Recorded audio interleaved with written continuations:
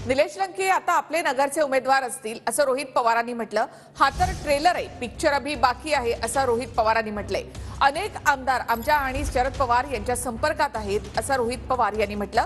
तर स्वतःचं अपयश झाकण्यासाठी दुसऱ्यावर आरोप करणं हा निसर्ग नियम। निलेश लंकेंच्या आरोपांवर मंत्री राधाकृष्ण विखे पाटील यांनी प्रत्युत्तर दिलंय।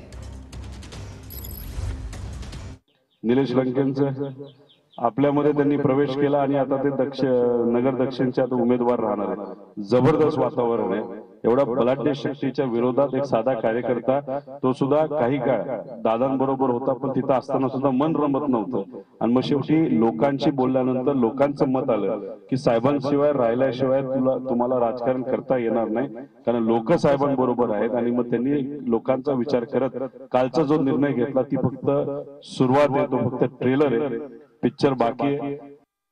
निवडणुकीमध्ये होत राहते। आता त्यांनी आरोप करताना थेट सांगितलं की मला विखे कुटुंबानं खूप त्रास दिलाय, एका कुटुंबाच्या त्रासामुळे मी आज हा निर्णय घेतोय।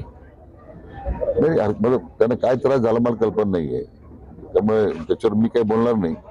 शेवटी असं आहे की मी म्हटल्याप्रमाणे निवडणूक असते, त्याच्यामध्ये ज्यांना आता आमच्या महायुतीच्या विरोधात ज्यांना संधी मिळालेली आहे, तर ती ह्या मतदारसंघात असेल अन्य मतदारसंघात असेल, ते टीका करणारच आहे ना, ते थोडं आमचं गुणगौरव करणार आहे।